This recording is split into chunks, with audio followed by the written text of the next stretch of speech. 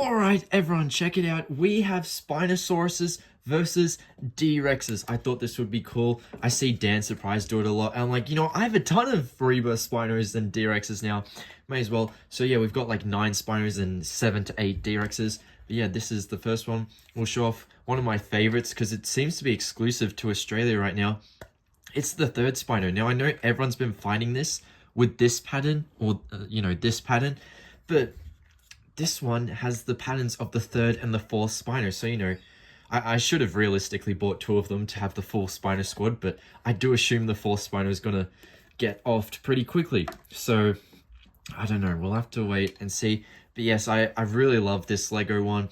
It fits in. For me, I get to have my trio with this one, and this one, and they match up perfectly against D-Rex. Yes, this one is a bit big, but it's fine. And I love, because the 12-inch doesn't have much articulation besides the legs and like a bit of the tail, I guess.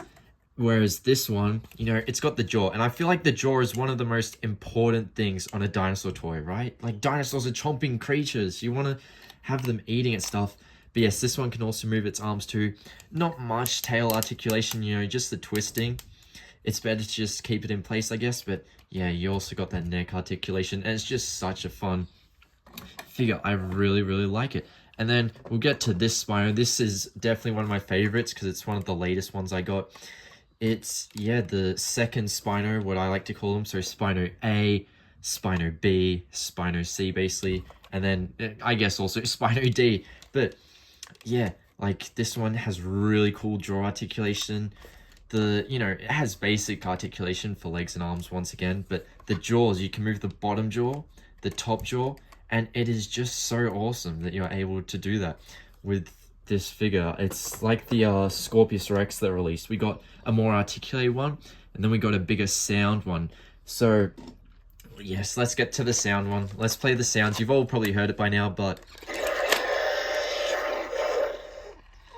And of course, you can do it way faster.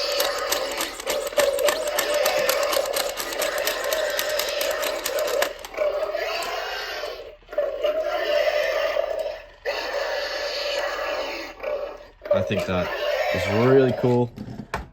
But yeah, it's just such an awesome, fun toy. And it is Godzilla size compared to these Spinos. Well, not Godzilla size, but really big. But I still think it's really neat. And if you, pair these 3 up, they do look really neat together. Despite the size difference, I think it's almost neat, the size difference. Yes, it would be cool if we could get them all the same size, which you can kind of do with this one and this one. Somewhat this one, but I hope they make a small version of this to fit in with them. But yeah, I just look at that. Does that not look clean? I feel like that looks really clean right there. But yeah, this Spino coming up, this was my first Rebirth Spino, the Captivz big one. I really like it. I don't have the normal small one, surprisingly. I should hopefully get it soon. But yeah, we'll have to see. It is actually posed differently compared to the other Spinos. So you've got the twist in the tail. We'll even compare them to this gold Spino I have. I love this gold Spino. But yeah, there's a turn in the neck that's more obvious here. And then the tail, much different. So it's really cool to see. They put a bit of difference in. The build is quite same here.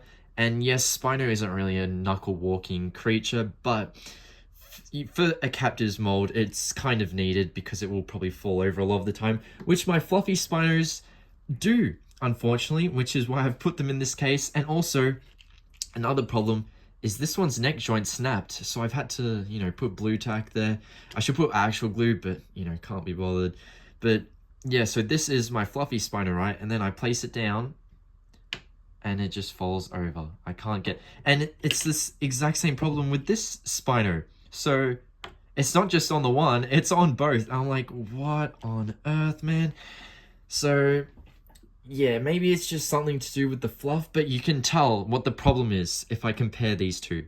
Look how straight this arm is here. Look at that. That is really straight. And then this one, it's just really bent in. So that's clearly the problem. I don't know why they're doing that with the fluffy Spinos, why it keeps doing that.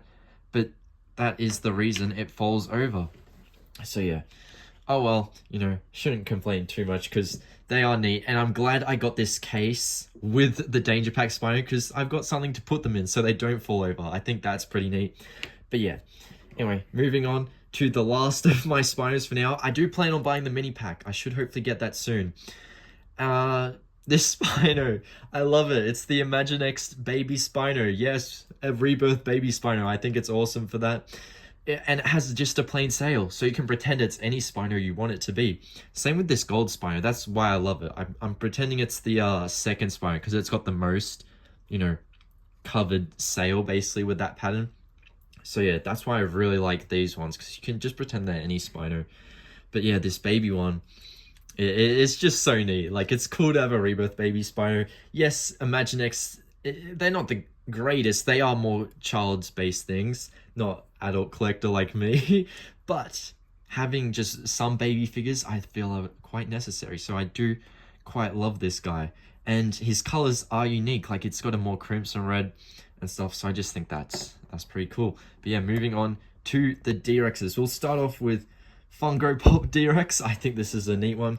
I think you can take the base off, but I know these parts here have snapped a lot before in the past. Like on my Stygimoloch, that snapped, and I'm a bit disappointed by that. So I'm going to keep it on this. And it is nice. I don't think it even really needs it. Let's be for real. Because if you place it down, it's got these feet planted, and it's got this one. I could topple, but I feel like that's really all you need, and it should stand. But yeah, I love it. It's got the kind of proto quills on it and stuff. It's just so cool. And then these D Rexes, our little Captivz ones. How fun are these? I really like this one because I got way too much of the limited edition. I was like, oh yeah, I'll buy 5 limited edition eggs. I was hoping for multiple gold Spinos, but I ended up pulling 4 silver D Rexes. I'm like, oh, but still, it's really neat. You have a look at them. They've got the protocols too. And yeah, now we can get to our Lego D Rex. How did I make this? I used the skeleton T-Rex head. You can see most of the body is a Quilops, but to get the bonus arms in, I used the buildable baby T-Rex's arms and attached them on. So I feel like if they're going to make a D Rex set, this is probably how they're going to do it. I assume probably bigger. But the Quilops arms, they just look like they were preparing for Lego D Rex. So, I don't know, maybe I'm getting people's hopes up, but fingers crossed, fingers crossed. And then D Rex, the Mattel one, my first D Rex figure, and I'm very glad it was, because it's still my favorite D Rex figure. How can you just not love that? That's so awesome. And then you can whack around with it, the arms, and, you know, just get out of here, Spino. That's so awesome. And then, yeah. Make sure to watch up here for more, and I'll see you later. Bye, everyone.